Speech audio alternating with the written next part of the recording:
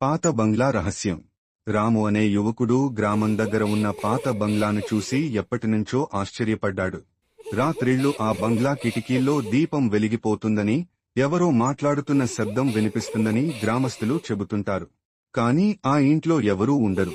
ఒకరోజు రాము ధైర్యం చేసి అర్ధరాత్రి ఆ బంగ్లాకు వెళ్లాడు. లోపలికి అడుగు పెట్టగానే చల్లని గాలి దెబ్బ తగిలింది. గోడలపై పాత చిత్రాలు కదిలినట్లు అనిపించాయి. ఎవరు నా ఇంట్లోకి వచ్చిందెవరు అని ఒక మబ్బులాంటి శబ్దం వినిపించింది. రాము గుండె బలంగా కొట్టుకుంటూ వెనక్కి తిరిగి చూశాడు. ఒక తెల్లని చీర కప్పుకున్న ఆత్మ నెమ్మదిగా మెట్లపై నుంచి దిగుతోంది. ఇది నా ఇల్లు. నన్నెందుకు భంగం కలిగించావ్ అని ఆ ఆత్మ కేక వేసింది. రాము వణుకుతూ, నేను కేవలం తెలుసుకోవడానికి వచ్చాను. దయచేసి నన్ను క్షమించండి అన్నాడు.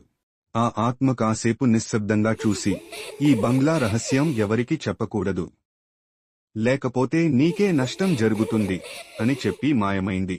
ఆ రోజు తర్వాత రాము ఎప్పుడూ ఆ బంగ్లా దగ్గరికి వెళ్లలేదు. కాని గ్రామంలో ఇప్పటికీ రాత్రిళ్లు ఆ బంగ్లా కిటికీల్లో దీపం వెలిగిపోతూనే ఉంది.